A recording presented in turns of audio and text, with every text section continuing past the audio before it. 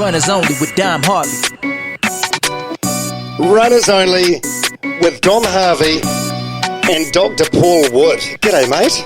How are you? Yeah, good. I the most educated person. I was thinking about you before. You're probably the baddest man I've had on the show, and also the most educated, which is quite a juxtaposition between. Yeah, isn't it? Those two things. Yeah. I also appreciate you having me on a show called Runners Only because my wife would definitely roll her eyes at that. I've never been known for grace or beauty or speed when it comes to running, Dom. I do like it, but there you go. Yeah, well, that's the first thing we need to tick off. I think everyone in New Zealand has some sort of association with running, even if it's that they hate it and it's traumatises them from having to do the compulsory school cross country. But what about you? You do any running now? What do you do? You're a mountain biker, right? No, my wife's an elite mountain biker, so I do a little bit. But to be honest with you, running would be my primary form of cardiovascular activity these days, particularly trail running, because I'm Wellington based and we're so spoiled for just awesome trails in nature. So, try to get out and do that.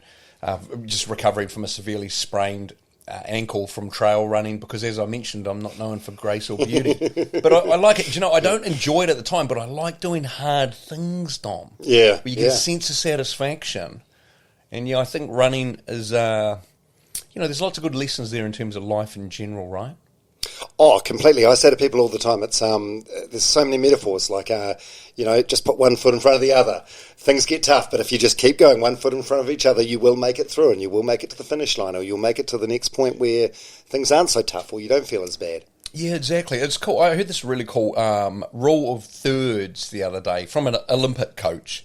And the idea is, if you're into your sport, let's say running, for example, a third of the time you'll feel good when you do it.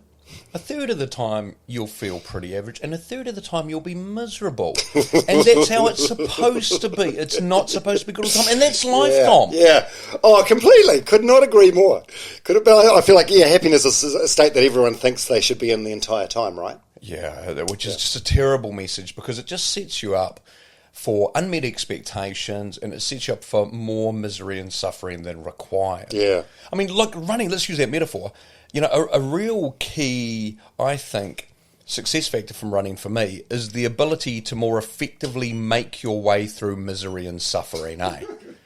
Carry on even though it's hard, persevere. And that's what life's about. It's about being able to still pursue and do what matters despite the misery and suffering, because there'll be lots of that. Yeah. Whatever that looks like for you. That probably leads us nicely into what's next. You are more than well qualified to talk about misery and suffering because you've had one hell of a life. And I'm guessing, well, to put it bluntly, like you're a murderer. You're Correct. A convicted murderer. I told my girlfriend, she said, "What are you doing today?" And I said, "I'm doing a podcast with this guy. This guy is a murderer." I've just invited him over to my house by himself. It's just going to be us there. Hopefully it goes well. Well, no, that's what she asked. She said, "Who else is going to be there?" Fair enough, bro. Now, okay, no, but you're a guy that has completely and utterly turned your life around. You made a terrible mistake. You paid your debt to society. And now, as I mentioned before, the most educated person I think we've had on the podcast. But do you still feel this? People judging you in person? Are there people that just won't let you... Of course, and mate, that's fair enough. If you're someone whose life has been negatively impacted by violent crime, it is fair enough that you continue to judge me. It's fair enough that you don't get past my background. That's just the nature of these things. Like, I've been attacked many times in my life, in prison, prior to prison, all that sort of stuff. I know what it is to be on the receiving end of violence. And it's fair enough, that if you've experienced anything like that or your family's been negatively impacted by it, that you judge me and that you don't get past that. All I can do with my life, Dom, I can't go back and rewrite that stuff, but I can demonstrate who I am through my behaviour today, and I can make sure that I'm in a position to judge myself based on what's important to me, what my values are, and that has to be the measure rather than whether everyone likes me. That's tough, though, because I want to be liked. I'm a socially needy person. We all do. We all do. I'm an approval junkie. Yeah, oh my gosh. I don't know why I chose a career like radio where you're judged by, ratings and stuff, whether you're liked or not. It's terrible. When you're like that, how do you get by in prison? Because not everyone's going to like you. Yeah, well, it's an interesting one, though, eh? Like, prison is what would technically be called an honour culture. And an academia and a culture is basically defined as a culture where your sense of self-value is heavily determined by other people's perceptions of you and whether or not other people respect you. And so it's a culture where if anyone demonstrates disrespect towards you, any perceived slight, if you are a moral, upstanding member of the community, and remember, morality is a subjective term in this context, right? The right thing to do in prison, the moral thing to do, is to engage in aggressive behaviour towards anyone who slights you in any way, any perceived disrespect. And if you don't immediately dominate physically, if you can't beat the other person, then the correct behaviour, according to the prison code, is to escalate the level of violence, to go and get a weapon until you do dominate. So actually, you know, the way prison works is if you are considered to be an upstanding member of the community, if people openly don't like you, then that will resolve itself one way or another, either in your favour or against it. But it's a society where there is hypervigilance around perceptions of other people's opinion of you. And, you know, it's one of the things I've had to sort of come to grips with in my life, because I spent so much of my formative life in there, 18 to 29. Yeah. And before that, I'd lived a criminal lifestyle where the same rules applied, basically, but not as extreme. You know, for me now, it's still one of those things where I'm more sensitive to perceptions of disrespect than I think a normal person would be. However, I've got good tools and good ways of coping with that and not being derailed by it. But I feel the sting. The difference is I don't react aggressively. Right, so if someone at the Jetstar counter, you know, makes a snide comment, you're not going to stab them in the neck with a toothbrush? No, I'm not. Absolutely not. But, you know, again, I'm sensitive to that stuff, and that's part of my ongoing life journey. It's funny, Dom, because I got out of prison. What year did you get out? Okay, so it was 2006. Okay. So I served years. 10 years, 10 months, and 2 days, to be exact. I went and I was arrested on New Year's Eve, 1995, turning to 96. I was then released 2006, the end of that. And I tell you what, when I went into prison, no one had cell phones. That just wasn't something that you saw, other than maybe a builder with a big brick or something. When I came out of prison, there was this thing called the internet, and everyone had cell phones. Like, I was there through quite a big change in terms of how society operated. And I got out, and I was educated. I was 2 years into my doctorate. I'd really made positive changes in my life. And I thought I got out relatively unscathed. I thought I'd got out relatively undamaged. But then over time, you start to realise more and more of the things that you still carry with you that are just a natural consequence of being such a habitual species. You know, we adapt to whatever circumstances we're in, and we develop habits that are useful to us. What do you mean? What sort of things you carry with you? Like just the hypervigilance or... 100%. Well, let me give you an example. Okay. Right? So hypervigilance is often seen as a symptom of post-traumatic stress disorder, and it is. Yeah. But hypervigilance is really functional for you when you're in a dangerous environment. So hypervigilance is just basically means being way more sensitive to perceived threats or potential threats than is normal. And hey, mate, if you're in a combat zone, or you're in a situation of domestic violence, or you're in prison, that's incredibly helpful for you to be hypervigilant, because you are genuinely in a dangerous environment. The trouble becomes, of course, is when your brain gets into these habits, and then you're no longer in that situation, but you continue to have that sort of level of hypervigilance, and that's problematic for you. Okay, so let's go way back. So you're in your teenage years. You're a bit of a shithead. I don't know, just a normal teenager that's just dabbling in drugs. No, definitely not. Look, you know, I mean, I was actively involved in crime from probably about the age of 12. You know, I hung out with people, a number of whom came from intergenerational gang families, you know, where criminality was normal. One of the things I always say to parents who are worried about their teens is this: the most important indicator of how your teens will behave is what gets them respect in their peer group, what's seen and valued. Technical term for that is the prestige economy. Prestige is like mana. It's something other people give you where they place value on you based on your skills, your knowledge, or your behaviour. Yes. And the prestige economy, what's respected by your peers, is what will drive your behaviour as a teenager. And for me, you know, the prestige economy of my peers was stuff that's quite a bit more extreme than normal teenage sort of delinquency. You know, I hung out with people who committed burglaries, who stole cars, where street fighting and your capacity for violence was the ultimate in terms of what got you respected. And that was certainly my lens on it. So that was more the environment I grew up in. Yeah, but your trajectory, though, like if you looked at it, you weren't on track to be like a violent murderer. Yeah, No. you were potentially going to grow through this awkward, 100%. uncomfortable teenage phase and find yourself. Yeah, and this is the thing, right? Like, I went off the rails, and that explicitly implies that rails were laid down in the first place. Like my parents, for example, you know, they weren't criminogenic, is the technical term. They were contributing tax-paying members of society. In my teenage years, I started you must have been a worry for them. Well, to be honest with you, Dom, I certainly was. I think a big thing, though, is that, you know, my mum was terminally ill when I was a teenager, and that was what occupied my dad's attention and her attention, as you can imagine. You know, and they didn't know half of what I was up to. But also it was different times where there was a lot more independence. So do you think, in a way, with that in mind, like your dad nursing your mum or putting his attention there, and rightfully so, do you think you were like acting out for attention in a way, or just enjoying the unlimited freedom that you had that you probably didn't deserve or warrant at that age? Man, combination of all of the above. I mean, for a start, I was a young man attracted to chaos. I loved the excitement. Like a lot of young guys are. 100%, and that's why one of the things you so need, and it's not exclusively guys, but it's really common with them, and their behaviour is often more problematic because of testosterone, and testosterone makes you able to less accurately gauge risk, so you're more likely to engage in high-risk behaviour. And, you know, you need a positive outlet, you need a positive direction for that energy, and I didn't really have one. And there were different points in my life where that could have changed. For example, the local community constable, Andrew Saunders, who I really didn't like at the time, but who I now look back on with real respect, you know, he was a guy who tried to do a positive intervention for me and my mates by creating a rugby league team in our area for at-risk teens.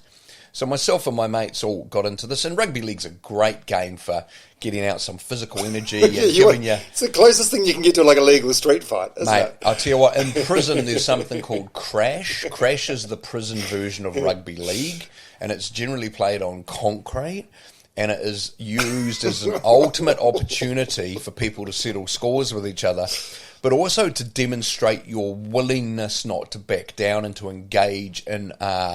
let's say, contact.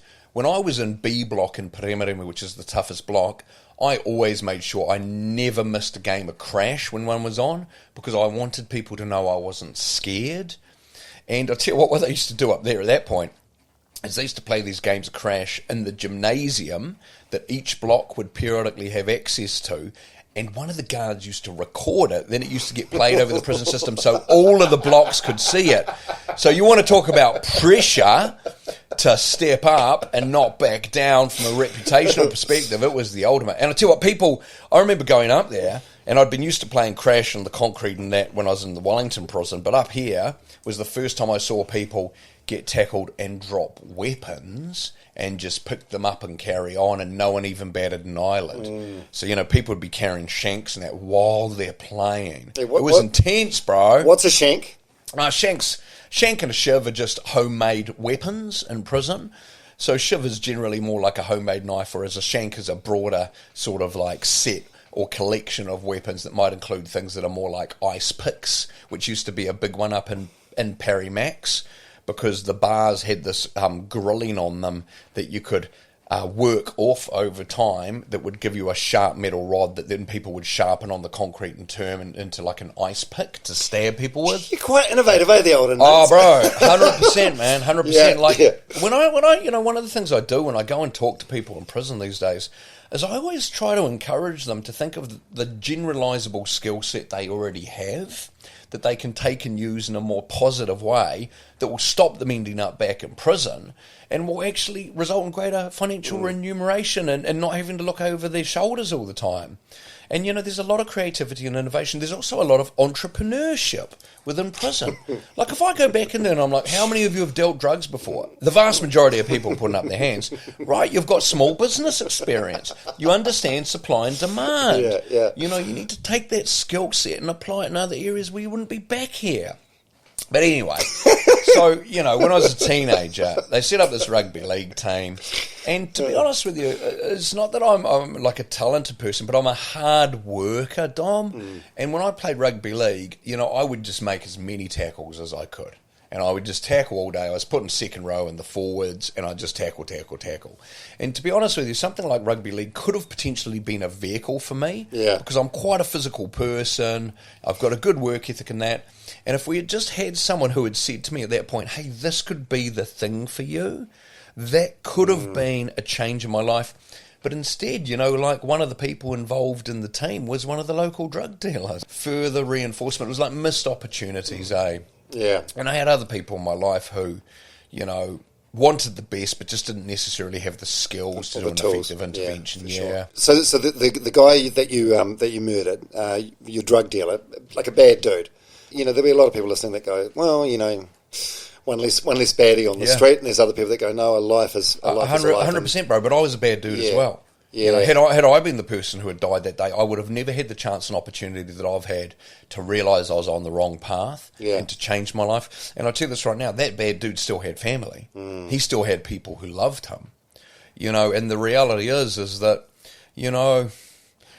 people are complex and the world's messy, Dom. Yeah. One of the things I've learned through my experience of prison, and particularly having heaps to do with gang members, because that's so common in prisons for people to be gang members, and that is that, I truly believe that the vast majority of people are just trying to do the best they can based on what their understanding of good looks like, based on what their life experiences are. I would say 100%. Well, I mean, look, hey, there are some exceptions to that, I've got to say. Look, people that you've met and... who are like genuine psychopaths. Who are like... Yeah. But they're not normal, bro. They literally have their brains are wired differently. Yeah. And those are the exception. Even in prison, those people stand out as unusual. The vast majority of people in prison, they're not there because of what's wrong with them. They're there because of what they've experienced and what's happened to them and where that's led them in terms of their decision-making, in terms of their coping skills. And there really is a path out and a path back for people if they have the right insight, supports and opportunity. Yeah. But, like for me, had I been the person who died that night, people would have done to me exactly what they did to Boyd, who was my victim, and that's good riddance to bad rubbish. Yeah. One criminal kills another, no big loss there. But as I said, I've had the chance to change my life. And it's a tough one, though, because for many years, people, including staff members within the prison who knew my story, would say to me, oh, well, hey, I would have done the same thing. Yeah, which is, I suppose, just reinforces your just victim enables mentality. You, right? Exactly, not to take ownership. How long did it take you? 3 years, 4 years? How long into your sentence? Longer than really? That. Oh, shit, yeah. Because, like, at the early stages of my sentence, like, I didn't go in and see a light, like the road to Damascus, right? I didn't go in and see the light and change. I went in and just carried on doing what I had always done in a more constrained environment. I did drugs. I blamed everyone else for my situation. It was his fault. It was the police's fault. It was my lawyer's fault. I didn't take ownership because it's hard to take ownership, bro. That's been a real journey for me. And look, the reality is that, still, it's one of those things where you have to really hold yourself to high standards and high levels of accountability because that's the only path forward. Yeah. The reality is while it's momentarily easier to feel like you're the victim, and by the way, don't get me wrong, some people genuinely are the victim in some circumstances, but it's easy to develop a victim mentality where you don't take responsibility and you blame others. And it means, it's easier psychologically for that moment, but it is the least empowering position you could possibly have because unless you take ownership of your past behaviour, then you really can't own the idea that you are empowered to positively impact on your future based on the choices you make now. No matter how the situation is against you, no matter what bad luck you've had or what other people's role might be, if you don't own that your decisions now can positively impact your future, then you live a really disempowered life. Why did it take you so long to get to that point in jail? Part of it would have been maturity. Part of it Growing also up, would have been range of reference. Man, it's like you only know what you know. Yeah. It's like an informed choice requires you to be aware of what your options are. if you don't know what your options are, you're not going to be making the best choice for yourself. It's kind of like not having a sense of direction, when you're in a waka, when you're on a boat. If you don't have a sense of direction, you just go wherever the currents take you, eh? Yeah. But the reality is that a lot of people who are in prison, who stay in prison, who reoffend, all that sort of stuff, inhabit very small worlds where they have a very limited understanding of what life can be. Let me give you an example, right? When I go back into the prisons, I always say to people, if you think this is okay, if you think prison isn't too bad, maybe it's even good, that is a sure sign of how terrible your life has been. Because by comparison, you think this is good. Trust me, this isn't good. This is a terrible place to be. This is a terrible place to waste your precious short life. But a lot of people think it's good because their comparison is such dysfunction, is such misery. Although reading your book, which is your first book, you're a double-published author, How to Escape from Prison, the remarkable story of how one man defied the odds. There are times in there where it sounds like you're having some fun days. Oh, yeah. But, again, it's Were they few and far between? It's what's your comparison, eh? And it's like, that's one of the things about drug use as well. And, I did lots of drugs in prison. And, anyone who's used drugs will be able to relate to this, that drugs give you short-term, immediate pleasure. They help you avoid, the challenge of whatever your situation might be. And so even in prison, drugs gave you relief from that stuff. The problem is that drugs never address the underlying issues. And look, hey, lots of people take drugs recreationally, and that's all good. I don't personally, and that's all good. That's just life choices. But the problem is that if you have life stability issues, for example, if you don't have a clear sense of purpose or meaning or things to look forward to in your future, then why not just do drugs more and more often? Because they make you feel good momentarily, right? Yeah, and so that's how people get into trouble. Right. Whereas, in prison, oh my gosh, it was definitely one of those things. I would say, for me, I was really lucky that I always had an accomplishment mindset in my life. I was always very driven to try and achieve things. Unfortunately, that energy wasn't positively focused in the earlier years, but it's something that's really helped me change significantly in my later life because I've just found a positive outlet for that same energy that got me in so much trouble. Yeah. Had you been in jail before that first night when you were arrested for murder? Had you been in a holding cell? I'd definitely been arrested multiple times. Right. Okay. So you get arrested after you murder this guy Boyd by hitting him with a baseball bat to the point where it breaks. Yeah. You're high at that time. When do you start to become aware of the magnitude? Oh man, I was aware of the magnitude. Immediately after. Yeah. He had attempted to attack me in my house, and I had gone far beyond what was required of me in terms of self-defence. And I can see why you were angry because he attacked you, you attacked him back, you did go overboard, but why there wasn't even a discussion of a man? Anyway, doesn't matter. What's gone is gone. I know you're not looking back in anger, but you got dealt a raw fucking hand. For an 18-year-old, Well, I mean, that's the thing. Anyway. Yeah, I don't want to get you started. Nah. And I'm not bothered by it. I mean, it was what it was. I made all the choices along the way that led me to the situation I was in. And I love the attitude you've got now. It's like one of the Navy SEAL things as well. It's like owning your shit, owning as much of any situation as what you possibly can. You seem to live by that ethos now. I really try to. But man, we're all works in progress, eh? Again, if you have an ethos, if you have a set of values, if you have tenets to live your life by, it's way easier to increase the likelihood that you'll be moving in the direction of being the person you really want to be. But we're all works in progress. One of the things I really learnt from my experience of imprisonment and trying to change is that the goal is progress, not perfection. The goal is getting better rather than being good all the time. The problem is if you think that you're supposed to achieve perfection or be good all the time in terms of who you want to be as a person, then if you do fail to show up in that way, what you do is you can use that as an excuse to go, oh, what the hell, and just engage in more bad behaviour or to just beat up on yourself. rather than recognising that those failures, those are the real opportunities to learn and grow in a way that enables you to get better going forward at being who you want to be. Oh, I agree. There's a lot of power in mistakes. Obviously, maybe not to the extreme that you took it to. Yeah. I think it was Mark Richardson, the New Zealand cricketer. He had a thing called the 3 Fs, like fuck up, fix it, forget about it. Yeah. Basically, like just make a mistake. That's life. Acknowledge it and then sort of move on from it. I think if you're not making mistakes, you're not really living a full life, are you? No, well, the thing is, I mean, check this out, right? If you're not making mistakes, then you are not engaging in growth and development as a person, because you're not going beyond what you know you can succeed at. And the way forward is not only doing things you know you can succeed at. The way forward is by getting out of your comfort zone, trying stuff out, learning from your failures so that you can become more successful. That is literally how you grow and develop. And I tell you this right now, as a species, we are all inherently motivated by a sense of progress in the areas of our life that matter to us. The pursuit of mastery is what we talk about in psychology. And hey, look, what people are into, look, it's different things for different people, right? For some people, it might be career aspirations. For other people, it might be being at more peace with themselves. But we all fundamentally have this need to feel a sense of progress, that we're getting better at what matters to us.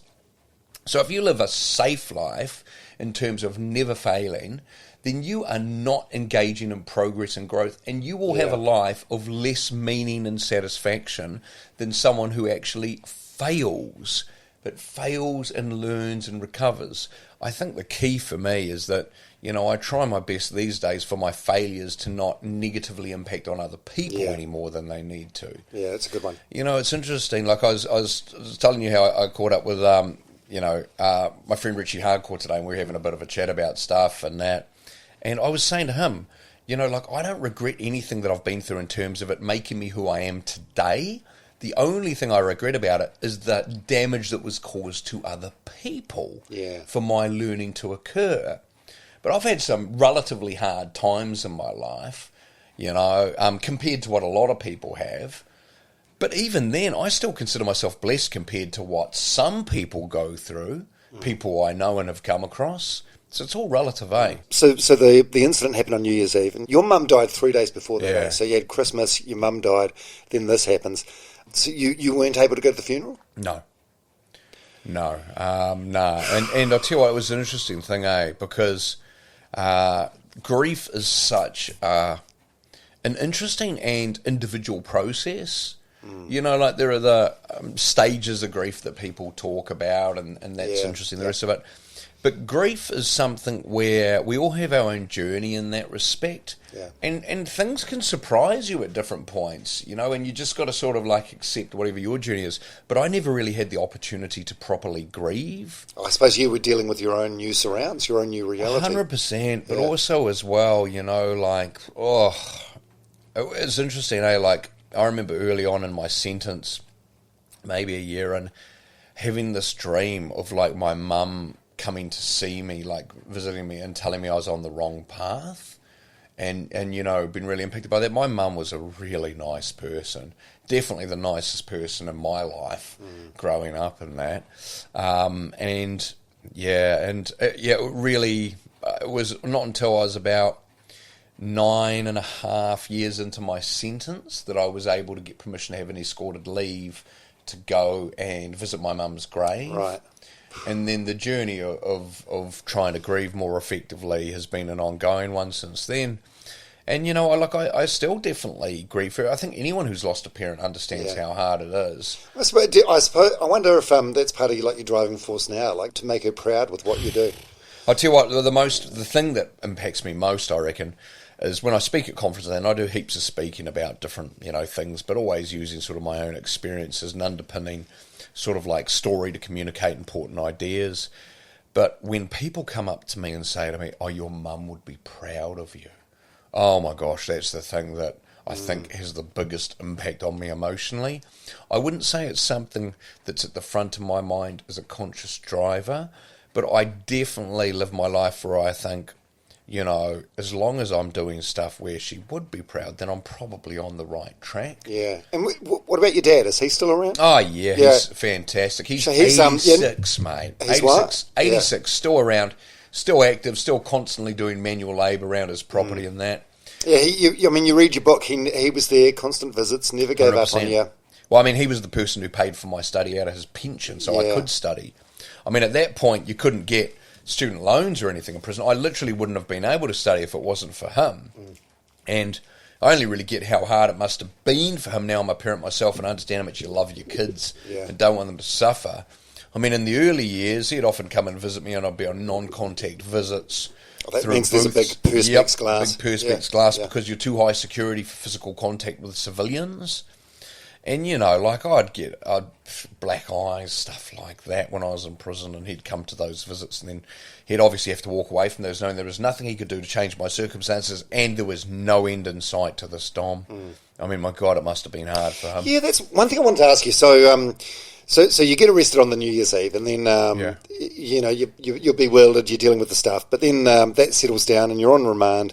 Then there's the trial, and that's when you find out the next 10 years, from like 19 to 29 or whatever, is, and bear in mind, so you're 19 years old, so this is like 50% of your life to date. Yeah. So what seems like a fucking long time. Yeah. Well, the thing is you can't, you haven't, at that age, so I went in at 18, right? And then by the time I was sentenced, I was 19. Yeah. But I always knew that was a likely sentence, even from 18. And at that age, when you're a teenager, you haven't had enough life experience to contextualise what 10 years is. Do you think so? I would have thought it'd be the opposite. No, it seems like forever. Because when I was reading your book, I remember being like 18 or 19, and if I met someone that was 30, like when you came out, I thought they were fucking old. Yeah, exactly. That's what I mean, though. So, like, I'm 45 now. Yeah. If you said to me 10 years, I've had enough life experience to go, okay, I know what 10 years feels like as an adult. I know how quick that can go, and that you've got all this life ahead of you. But as a teenager, 10 years is forever. Being 30 is unimaginably old. Unimaginable.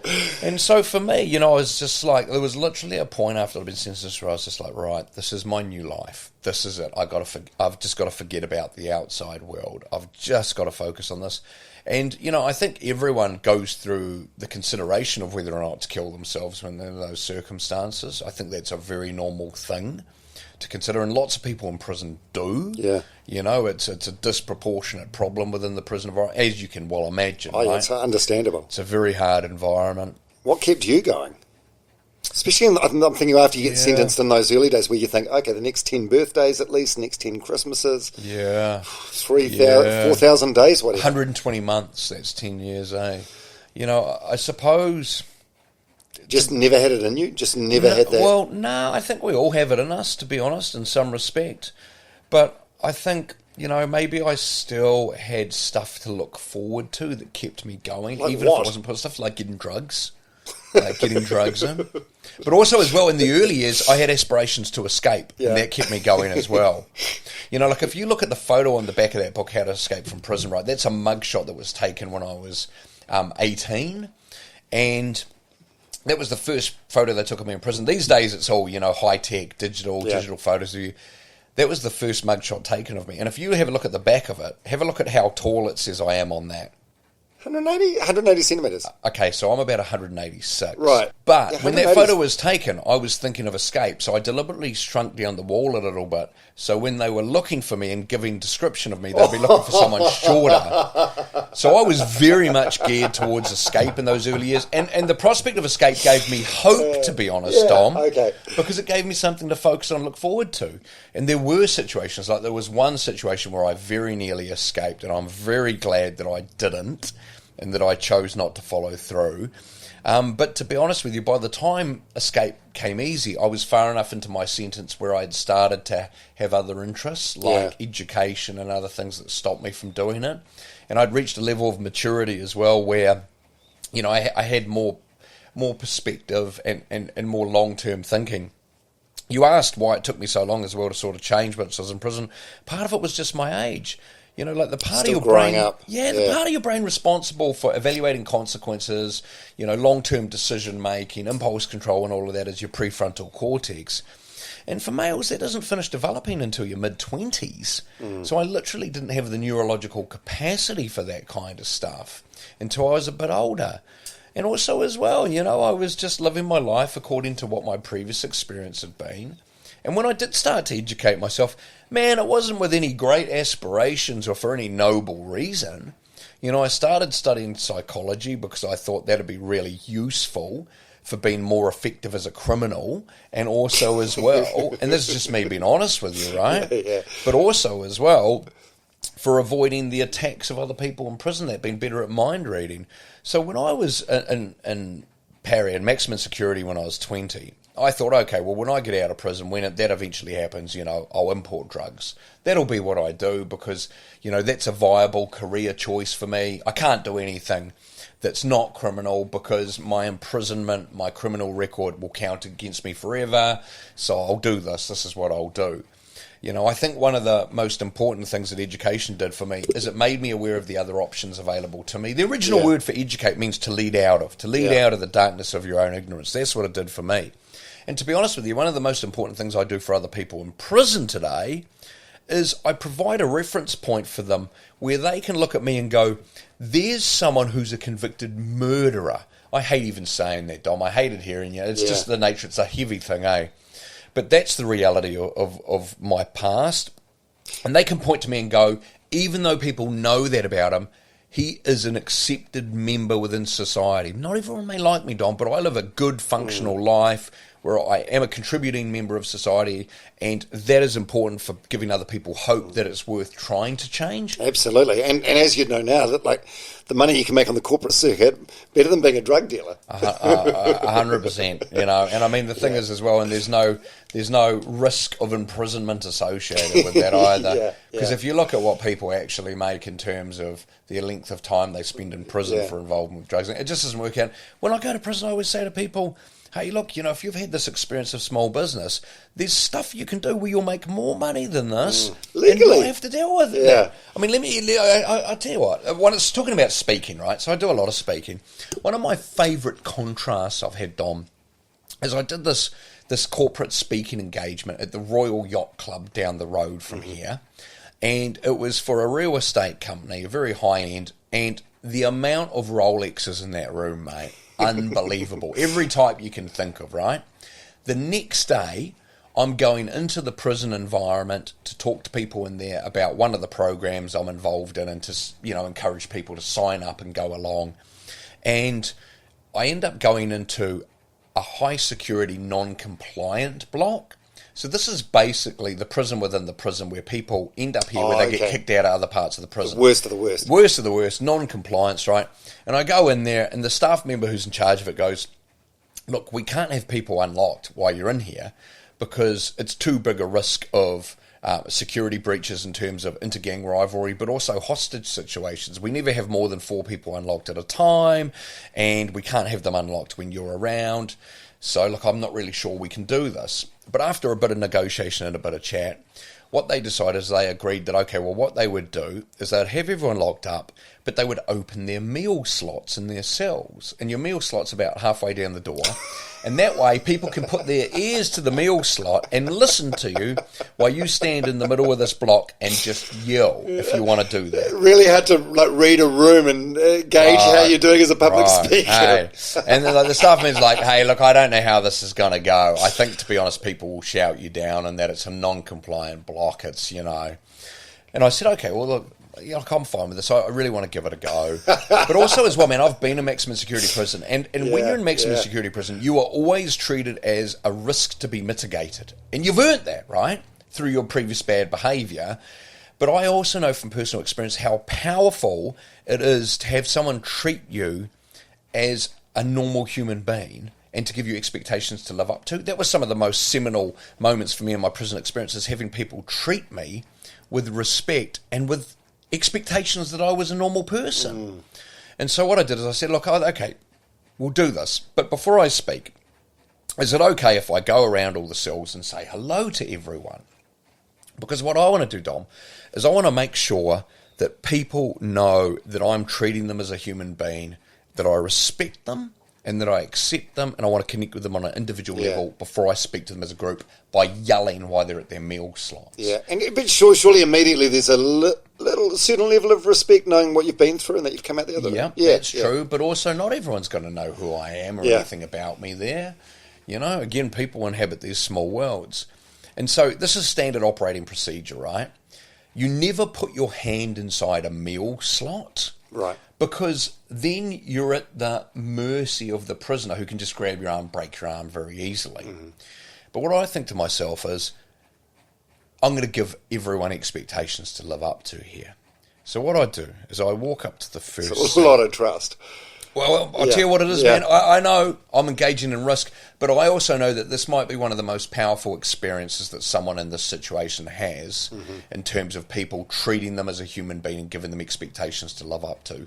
A lot of them have never experienced that level of trust, Dom. And you can't expect people to learn to be independent, functioning members of society if you don't give them opportunities to stuff up, if you don't give them a little bit of trust. Yeah. And so I walk up to this first cell and I'm like, oh my gosh, okay, here we go. And the first cell is this gang member with full facial gang tattoos, eh? And I walk up to the cell and I immediately go, hey, my bro, shove my hand in the meal slot, right, and shake hands with him. And here's the funniest thing. Within the first, 5 seconds, he goes, hey, and then straight away he does the ultimate prison thing to do, which is to go, hey, chuck your shoes in here. Give me your shoes. Bro. Why is it the ultimate prison thing to do? Because shoes are the only things that you can get which are personalised. You wear prison uniform and everything else. And it is just what were your shoes? Were they like some Nikes, bro? Some Nikes. Oh, could he see them though and tell that? Yeah, okay, yeah. But even then, if he could, it wouldn't have mattered, right? You know, but he's like immediately, hey, chuck your shoes in there. And I just cracked up laughing and said, no chance of that, bro. And then, I kid you not, within 10 seconds, he's immediately onto this. Oh, hey, you know what it's like to be in here. Hey, can you give me an address on the outside that I can get a stash sent to that you can bring in? This is within the next 10 seconds. And I just laughed and just said to this guy, bro, you got so much hustle. If you use the same amount of energy and hustle towards something legal, you wouldn't be sitting in here and you would be cashed up. Yeah. And he thought that was hilarious. And I went around every cell and shoved my hand in and said g'day to people, and no one abused that trust, and people were so appreciative of the effort that was made there, Dom. Yeah. And then after that, I went and spoke in the middle of the block. But the contrast between those two audiences, the Rolexes at the Royal Yacht Club versus the non-compliant prisoners in high security, couldn't be more different. But, bro, we are all people, eh? Yeah. Absolutely. The struggle's real for I don't care what your life looks like. I don't care how big your TV is, how attractive your partner is, how flash your car is or anything. We all experience misery and suffering, eh? Yeah. And I think that's a really useful thing to know. Absolutely. Yeah, and have a bit of compassion. 100%. Yeah. But also as well, a bit of bloody self-acceptance. It's like what we were talking about earlier. It's not all going to be infinity pools and mocktails. Contrary to what the Instagram influencers would have you believe. Your life will contain challenge. Yeah. It will contain struggle. It will contain misery and suffering. Part of the journey is getting better at making your way through that while accepting that it's not always going to be easy. You were talking about the Navy SEALs earlier. I love their motto, which is, the only easy day was yesterday. There's a lot of wisdom in that. Yeah. And, we really want to savour the periods in our life when things are going well. We really want to be grateful for the things that are good in our lives, because there will be so many slings and arrows that come our way that we want to appreciate times when they're good and appreciate the things that actually are good. 100%. Like, you can't appreciate, you talked before about mocktails and infinity pools. Unless you've got something to compare that to, then that becomes the normal, and it's not something 100%. That's flash anymore. Yeah. Yeah, and I mean, that's the thing, eh? Like, it's all about your benchmark. So, from that second book I wrote, as you know, I had the distinct pleasure of getting to do some work and observe the New Zealand SAS in action there and some of their training. Is this the mental fitness book? Yeah. One of the key things is about mental toughness. That's what you're trying to develop. Yeah. Like what they use in the Defence Force, particularly in the Special Forces, is called stress exposure training. It's exactly like running, mate. The idea is you expose yourself to incremental increases in stress in order to build your capacity to cope with future demands and challenges. That's how you get physically fitter. That's how you get mentally fitter. You don't get physically fitter by sitting on the couch. You don't get more mentally tough and resilient by not going out and putting yourself under stress and pressure. The key thing is to do it to the right amount and then have recovery, right? Yeah, so you don't damage yourself. And one of the things we talk about in mental toughness and psychology is that your ability to cope with current misery and suffering depends upon your previous benchmark. So if I go and do a half marathon, I've run a marathon before. So I know the half isn't as bad as the whole that I've run. Do you see how this works? Absolutely. Yeah. And that's what you do. And so for me, my experience of imprisonment leaves me eternally grateful for how good my life is now. But this is also something we have to watch out for because we're so habit-forming as a species. It's really as easy to adapt to whatever your circumstances are and to start to take them for granted. And I've gone through periods like that after being imprisoned. But these days, I'm very conscious and deliberate. What do you mean by that exactly? Well, what I mean is, if you have a life where things improve for you, like I talk about this in my book, it's called the hedonic treadmill is the technical name for it. But basically what it refers to is this. Whatever our circumstances are, however much they improve or however much they diminish, very quickly we get used to that and we return to whatever our prior level of sort of like happiness and well-being was. If you win a lottery, within 6 months to a year, you'll be back to where you were before in terms of your standard level of happiness and well-being. If you become a paraplegic, the same is true. There's good research around this. So one of the things that we need to do is we need to be really conscious and deliberate about cultivating the mindset and practicing the habits that actually continue to boost and improve, our level of happiness and our levels of well-being. And one of the things that's really important is really consciously and deliberately focusing on the things that are good in your life that you can be grateful for. It's really interesting, like if you talk about neurotransmitters, which are just the electrochemicals that our brain uses to communicate with itself, there are two primary ones that relate to well-being. There's dopamine, which is about happiness with what you can get. It's about mood, motivation, and movement, but happiness with what you can get is the key thing to think about. It's goal-focused, right? Whereas serotonin is about happiness with what you have. Yeah. Now, all of us have both of those if we have normally functioning brains, but you'll have some people who are more dominant towards one or the other.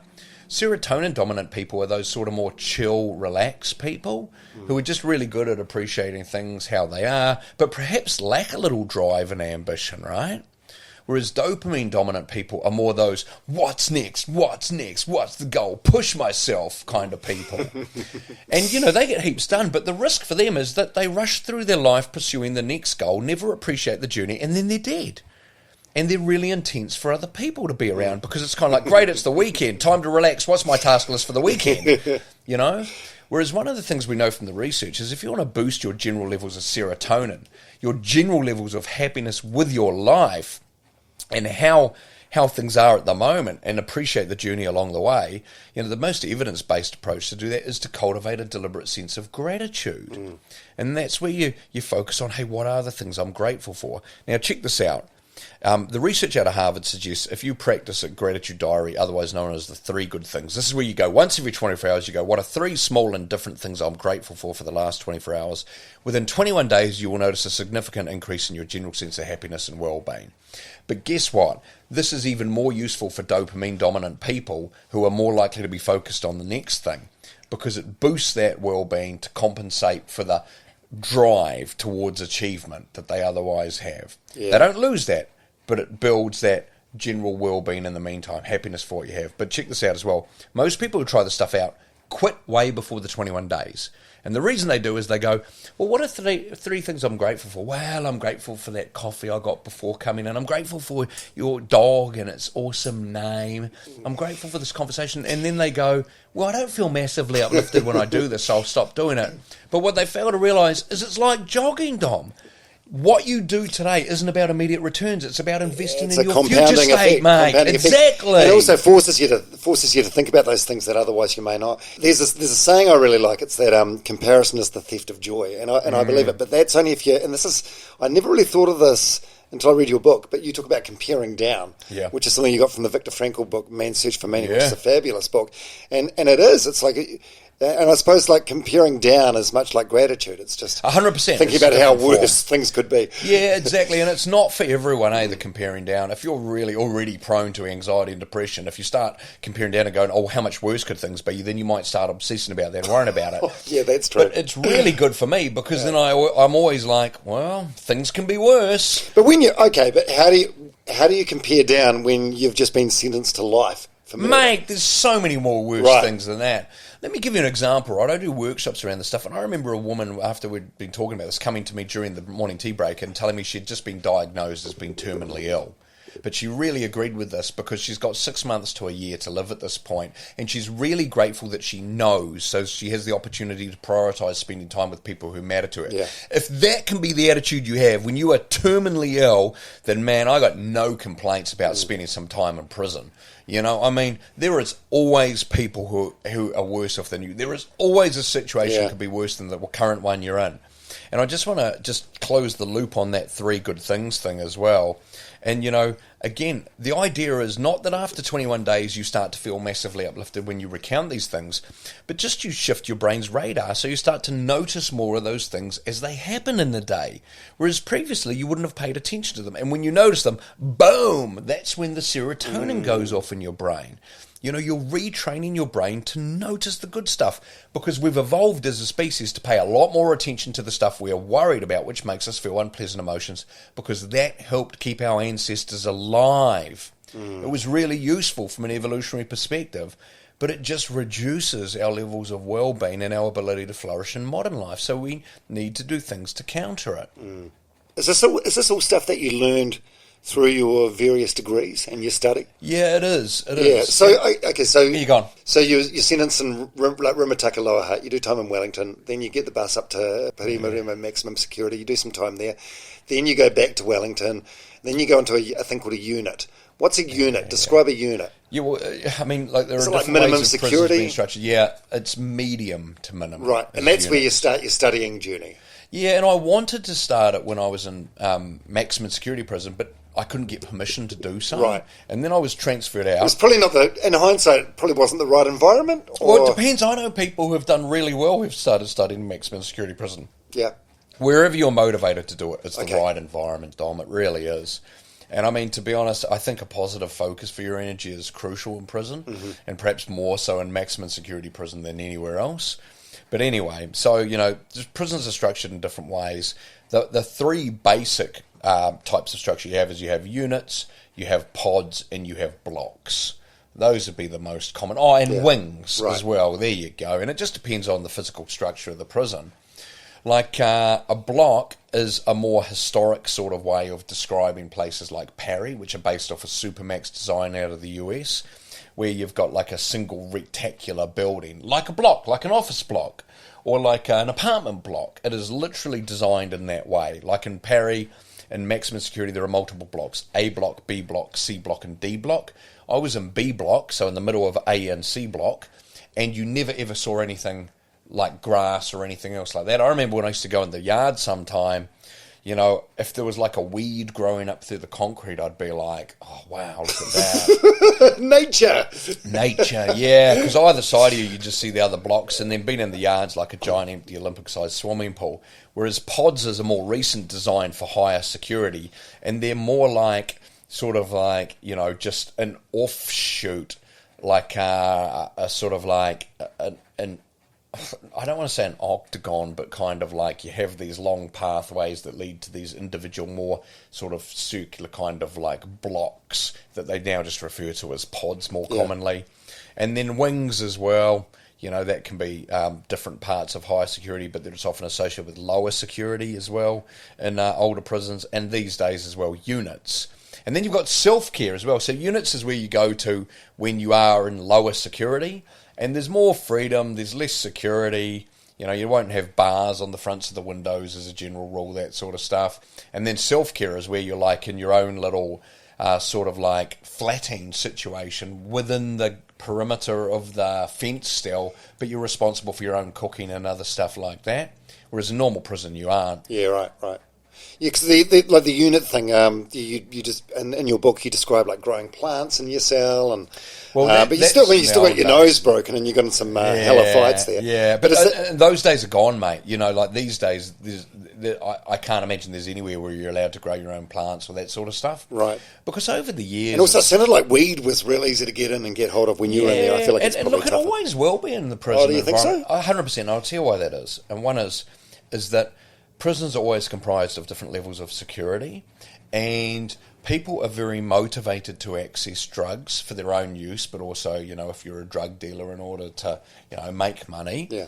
And so if you've got people who are lower security who are going and working outside the wire on a regular basis, you know, who are performing the equivalent of community service and then coming back in, there's always going to be an opportunity for drugs to be accessed there. Yeah. People are always thinking of creative ways to get things in, and that's because they have nothing but time on their hands. But also there will always be a level of risk for corruption. Yeah. Because, you know, like being a prison officer, that is a hard, thankless job. It's not a well-remunerated job. And also, you know, there will be some people who just find themselves falling victim to corruption in that respect, or who go in who could equally have been on the other side of the wire and just engage in corruption as just, you know, just part of the course. And I just want to let you know that is the exception rather than the rule. Yeah, right. But it definitely happens, yeah, and it's sure. a risk of happening, you know. Actually, I thought of you last night. There's an ad campaign on TV at the moment for recruiting for Department of Corrections for prison guards. And the guy on the TV ad, he's at a barbecue and he says, I do this job because I want to make a difference and I want to help these people and blah, blah, blah. And I thought about you and your experience. Are most prison guards that way wired or that way worked for the job, or are there some real bad buggers? In my experience, if you go in there very idealistic and very committed to helping people change, your spirit will be broken quite quickly. And, you know, like just systemically, it's not set up for that, Dom. It's a bloody hard environment. You know, it's under-resourced. It's You think you just get cynical after all, in a very short time. In general, but also as well, you know, it's an environment where it's easier to control focusing on containment and security than it is on rehabilitation. Yeah, sure. And because it's like it has these real natural tensions, right? Like the protection of the public is its primary driver. So not having people escape, not having people, you know, be a risk to the public. But then it's got this other driver of rehabilitation. And the problem is the way you protect the public is by maximising security. But the way you maximise rehabilitation is by maximising opportunities for people to take responsibility for themselves and learn, which is the opposite of security. Yeah. The vast majority of people are going to end up released at some point, and I want people where everything possible has been done to increase the likelihood that they will be contributing members of society and not reoffend. I don't want people in my neighbourhood who have come straight from serving years or decades in prison straight out the door, where there's been no reintegration, where there's been no sort of bridging that gap, because those people are a super high risk of reoffending. And you're an example of someone that can flourish, but I feel like most of that's come from within. Well, I think you're mistaken in that, bro. Really? I mean, 100%. Look, I think this is the thing. Got to fight about it. No, absolutely not. I would like to cuddle about it, okay? I would like to hug it out. I don't want to fight. Hug it out. I'm just going to tighten my shoelaces. That's something I learned from your book. You tighten your shoelaces because if you have to kick someone, you don't want your shoe falling off. And you learn all sorts of things like that. I actually learned that from my oldest brother, who was a very accomplished street fighter back in the days. But anyway. Well, sorry for ruining your train of thought. Prison. So you think, because I said I thought your rehabilitation to the man you are today came from within, and you disagree? Yeah, no, I think this is the thing. We often attribute to the individual their success or failure, whereas actually, man, we all operate within an ecosystem, eh? It's like if you're in an environment where there are expectations of you to live up to, and there are also options and opportunities and support available for you to progress, to do things differently, to safely explore, to discover what you're capable of, you're way more likely to do that. The biggest difference between me and so many people in prison is that I had a supportive father who paid for my education, who believed in me, who was pro-social. So when I was released, I didn't go immediately back into, a crime family.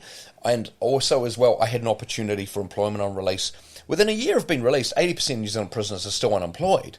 Now, that is because some of them are difficult to employ, but that's a whole lot because also as well, people don't give them second chances. New Zealand, I don't know if it's just New Zealand, but I feel like it is very hard to get redemption in New Zealand, isn't it? Bro, I'll tell you what, we follow the US model, which is the least effective model possible. We are literally only second to the US in terms of the amount of people we imprison per capita, but also how bad our reoffending rates are, our re-imprisonment rates. Only behind the US, because we follow the model that doesn't work. We follow the model which is a political football, which is about winning votes based on emotional appeal rather than logic, rather than data, rather than facts, rather than having actual meaningful debate around this stuff.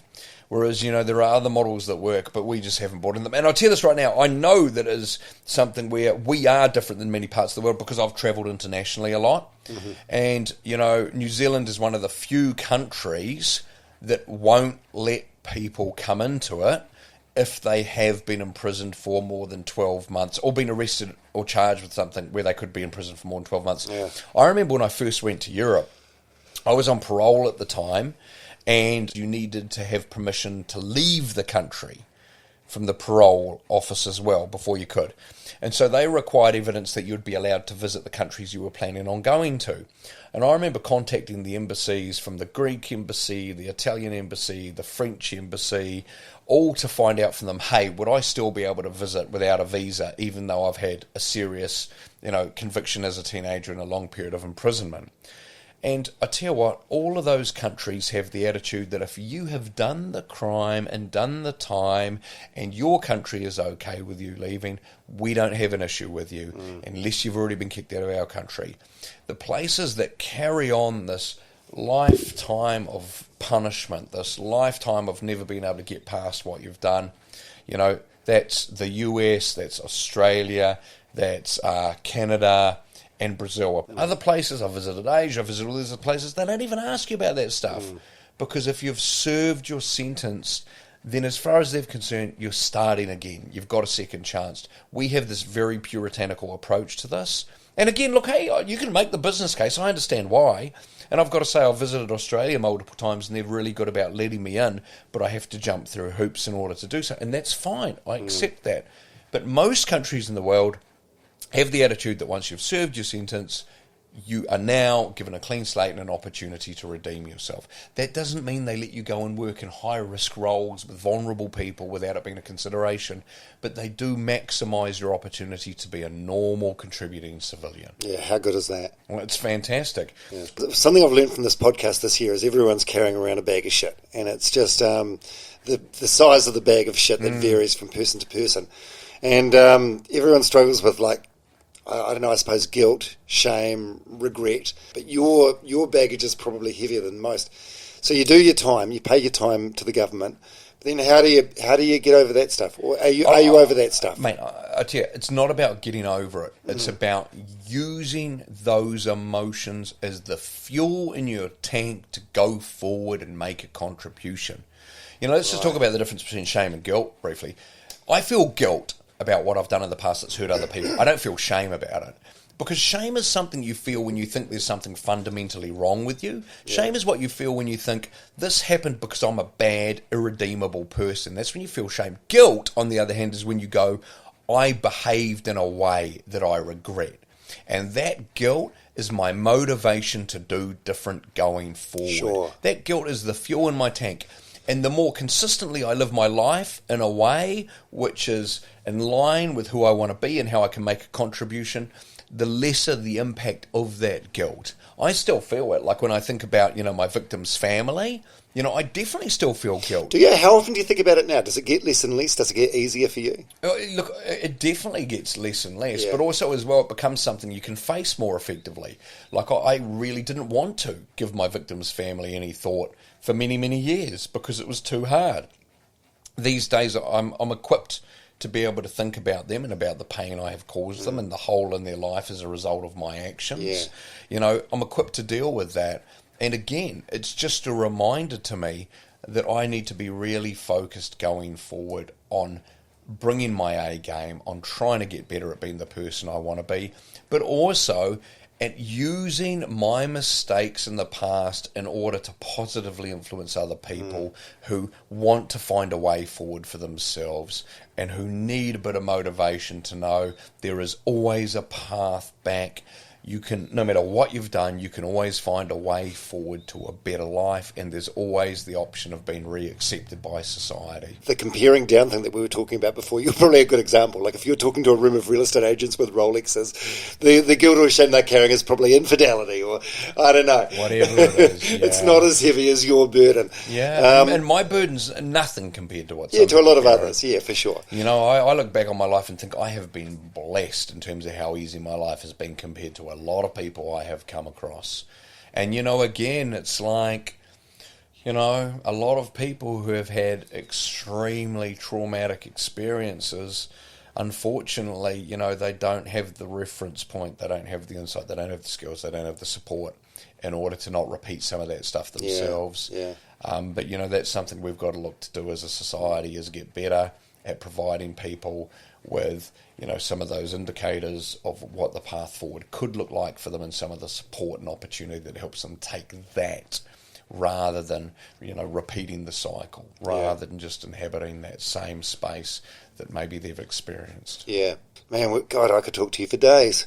Likewise, bro. We'll have to go for a run sometime. Yeah, but you'll have to be injured when we do it. Yeah. Oh, well, I'm injured at the moment, so you're good. So is that something... You were in jail for a long time, but you've been out now for longer than what you were in. Yes. So you were saying at the beginning of this chat that you like running on the trails. When you're out there in nature, in the fresh air, running on the trails, do you think about that weed? 100%. You do? I do regularly. Like when I run on the trails, man, like I always touch the trees and the ferns and that on the side of the trail. Not all the time, of course, but I'll be running past stuff and I'll just touch it and I'll be like, yes. Because I'll tell you this right now, I remember how much I longed just to be in nature when I was in prison. When I was in lower security at Rimutaka Prison, I used to just look out the window and be able to see the hills, and I used to just long just to be in there. And now I get to be in there, bro. You know, I get to experience that, and I am so bloody grateful, and I am aware of it. You know, I am conscious of it, and I am appreciative of it, and I love... You know, being in this country where second chances are a real thing. You know, had I been arrested and convicted somewhere like China, I would have been executed and my family would have been sent the invoice for the bullet used. You know, this is a great nation. It really is, and I'm super grateful for the chance to have a second chance. Yeah, wow. I reckon that's probably a good place to sign it off. Wicked, bro. That's awesome. And your mum, she would be proud. Thank you. I really do appreciate that. Cheers. Dr. Paul Wood. Thanks. Kia ora.